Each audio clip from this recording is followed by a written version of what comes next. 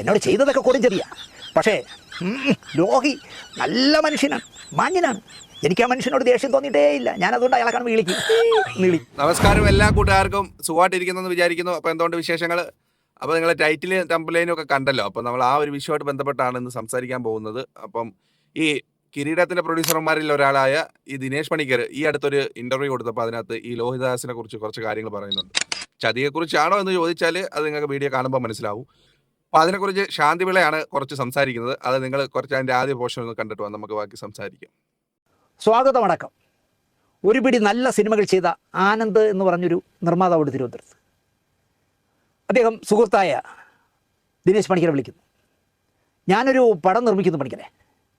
സിബി മലയിലായിരിക്കും സംവിധാനം. ലോഹിതദാസ് തിരക്കഥ എഴുതും. മോഹൻലാലാണ് നായകൻ. നിനക്ക് ഈ പടം വിതരണം ചെയ്യാമോ? സമ്മതം.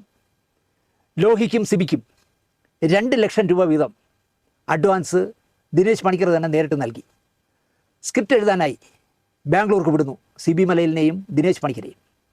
ഇവിടെ ഇരുന്ന് എഴുതിയാൽ എഴുത്ത് നടക്കില്ല. പണിക്കർ ബാംഗ്ലൂരിലേക്ക് പോകാനുള്ള വണ്ടിയും ഏർപ്പാടാക്കി കൊടുത്തു. ബാംഗ്ലൂർക്ക് പോകാനായി വെളുപ്പിന് വന്ന കാറിൽ കയറി സിബി മലയിൽ ലോഹിതദാസിൻ്റെ വീട്ടിൽ ചെല്ലുമ്പോൾ വീട് താഴിട്ട് പൂട്ടിയിരിക്കുന്നു. അപ്പോൾ ഈ പറയുന്ന ശാന്തിപിള്ള എന്ന് പറയുന്ന പുള്ളിക്കാരനെ ഈ സിനിമാ മേഖലയുമായിട്ട് ബന്ധപ്പെട്ട് നിന്നതുകൊണ്ട് ഒരു പടം പ്രൊഡ്യൂസ് സംവിധാനം ചെയ്തപ്പോൾ ഉണ്ട്. അപ്പോൾ അങ്ങനെയൊക്കെ വെച്ച് നോക്കുമ്പോൾ ഈ സിനിമാ മേഖലയെക്കുറിച്ച് അദ്ദേഹം കൊച്ചുനാൾ മുതലേ അസിസ്റ്റൻറ്റ് ഡയറക്ടറായിട്ടും അസോസിയേറ്റായിട്ടും ഒക്കെ വർക്ക് ചെയ്തതാണ്. അതൊക്കെ വെച്ച് നോക്കുമ്പോൾ അദ്ദേഹത്തിന് ഈ സിനിമാ മേഖലയെ പലരെ അറിയാം, പലരുമായിട്ട് ഇപ്പോഴും കണക്ഷനുണ്ട്. പിന്നെ ഈ ഒരു മേഖലയും ഇതുമായിട്ടൊക്കെ ബന്ധപ്പെട്ട് കൂടുതൽ ആഴത്തിൽ നമ്മളെക്കാട്ടിലും ചർച്ച ചെയ്യാനും പറയുവാനും പറ്റുന്നൊരു വ്യക്തിയായിരിക്കും. കാര്യം ആ ഒരു മേഖലയെ വർക്ക് ചെയ്ത വ്യക്തി എന്ന നിലയ്ക്ക്. അപ്പം ഈ ഒരു ലോഹിതദാസ് മരിക്കുന്നതിന് മുമ്പ് തന്നെ ലോഹിതദാസ് ഒരു കാര്യം പറഞ്ഞപ്പോൾ, അതായത് എന്നെ വെറുത്തവരും എന്നോട് ജീവിച്ചിരുന്നപ്പോൾ വലിയ അടുപ്പം കാണിക്കാത്തവരും എൻ്റെ മരണശേഷം പലതും പറയും എന്നുള്ളത്. എന്നാൽ അത് പറഞ്ഞിട്ട് ഇപ്പോൾ ഏതാണ്ട് 17 വർഷം കണ്ടായി. അതിനുശേഷം ഈ 17 വർഷത്തിന് ശേഷം ആ ഒരു കാര്യം അതേപോലെ സംഭവിച്ചേക്കാണ് നമ്മളിപ്പം കേൾക്കുന്നത്. ഇപ്പോൾ ഈ അടുത്താണ് ഈ ഒരു ഇൻ്റർവ്യൂ വരികയും അത് സംബന്ധമായിട്ട് കുറച്ച് കോൺട്രവേഴ്സി കാര്യങ്ങളൊക്കെ ഉണ്ടായത്. അപ്പോൾ എന്തായിരുന്നാലും ഇത് ഫുള്ള് കേൾക്കുമ്പോഴത്തേക്ക് ശരിയാണോ തെറ്റാണോ എന്നുള്ളത് നിങ്ങൾക്ക് മനസ്സിലാവും. ആരും ഇടയ്ക്ക് വെച്ച് പോകല്, അവസാനം വരെ കേൾക്കുക. നിങ്ങളുടെ ഒപ്പീനിയൻ, നിങ്ങളുടെ കാഴ്ചപ്പാട് എന്താണെന്ന് വെച്ചാൽ കമൻ്റായിട്ട് രേഖപ്പെടുത്തുക. പിന്നെ എപ്പോഴും പറയുന്നത് പോലെ നമ്മളെ ഒന്ന് ഫോളോ ചെയ്യുക, നമ്മളെ ഒന്ന് സബ്സ്ക്രൈബ് ചെയ്യുക, പിന്നെ എല്ലാവർക്കും ഒന്ന് ഷെയർ ചെയ്ത് കൊടുക്കുക. അപ്പോൾ നമുക്ക് ബാക്കി ഇവിടെ ഒന്ന് കേൾക്കാം. പോകല്ലേ ആരും. അവിടെ ഒരു കല്ലിൽ ഒരു കത്ത് വച്ചിരിക്കുന്നു. മഴ വരാത്തത് നന്നായി, അല്ലെങ്കിൽ കാറ്റടിക്കാത്തത് നന്നായി, അല്ലെങ്കിൽ അത് പറന്നു പോയേനെ. ആ കത്ത് സിബി ഇപ്പോഴും നിധി പോലെ സൂക്ഷിച്ച് വച്ചിട്ടുണ്ട് അത്രേ. പ്രിയപ്പെട്ട സിബി, ചില പ്രത്യേക സാഹചര്യത്തിൽ എനിക്ക് നിങ്ങളുടെ ഈ ചിത്രത്തിൽ നിന്നും പിൻവലിയേണ്ടി വരുന്നു. എനിക്ക് ഓണത്തിന് തിയേറ്ററിൽ എത്തിക്കേണ്ട രീതിയിൽ സി ലൈനിൻ്റെ മമ്മൂട്ടി ചിത്രം അരയന്നങ്ങളുടെ വീട് തുടങ്ങണം. ഞാനത് തിരക്കഥ എഴുതി സംവിധാനം ചെയ്യാനുള്ള ഓഫറാണ് എനിക്ക് തന്നത്. ആദ്യമായിട്ട് സംവിധാനം ചെയ്യാൻ പോണ പടമാണ്, പക്ഷെ നടന്നില്ല. പൈസയും അതിനുള്ള ഓഫർ തന്നു മാത്രമല്ല, പൈസയും എത്തിച്ചു. എനിക്ക് പൈസ അത്യാവശ്യമായതിനാൽ അത് ചെയ്തിട്ട് നിങ്ങളുടെ ഇത് ചെയ്യാം. മനസ്സിലായി? ഇത് 2 ലക്ഷം അഡ്വാൻസ് വാങ്ങിച്ചാണ്. അതിനവിടെ ഇട്ടിട്ടാണ് സി ലൈനിന് വേണ്ടി പടം ചെയ്യാൻ പോയത്. എന്നോട് ചെയ്തത് കൊടും ചതിയാ. ആര് പറയുന്നു? ദിനേശ് പണിക്കർ പറയാം. എന്നോട് ചെയ്തത് കൊടും ചതിയാണ് ലോഹിതദാസ് കാണിച്ചത്. പക്ഷേ ലോഹി നല്ല മനുഷ്യനാണ്, മാന്യനാണ്. എനിക്ക് ആ മനുഷ്യനോട് ദേഷ്യം തോന്നിയിട്ടേയില്ല.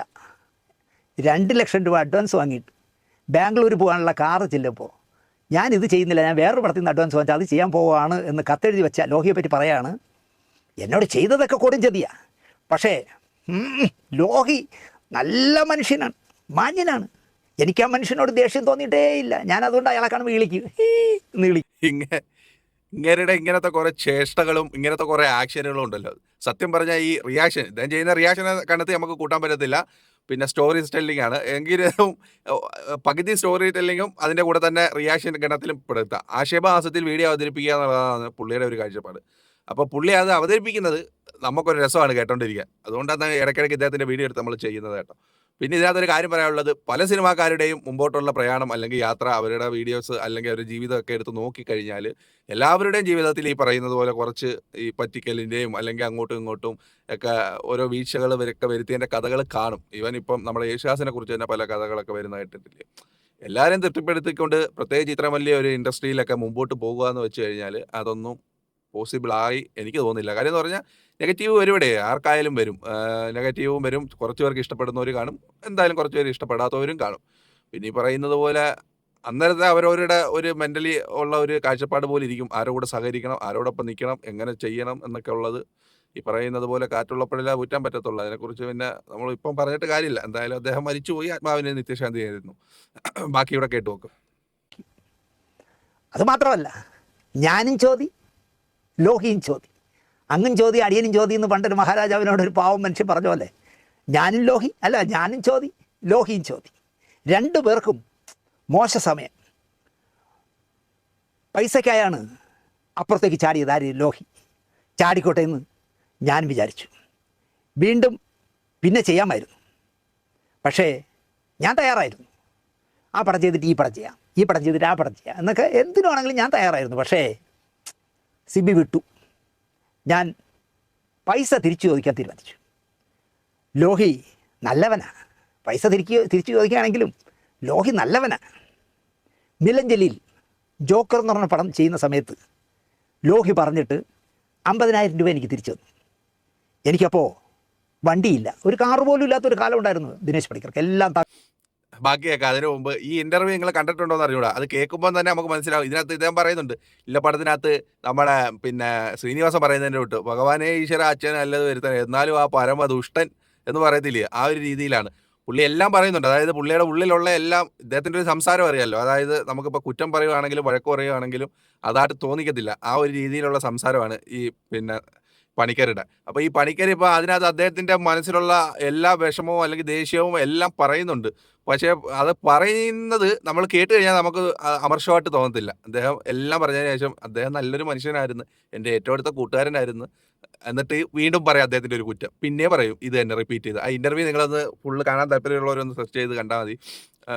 എന്തായാലും രസകരമാണത്. അത് കേൾക്കാം. രസകരം എന്ന് പറഞ്ഞാൽ ഈ സ്റ്റോറി എല്ലാം അദ്ദേഹത്തിന് പറയാനുള്ള മനസ്സിലുള്ള എല്ലാം അദ്ദേഹം പറയുന്നുണ്ട്.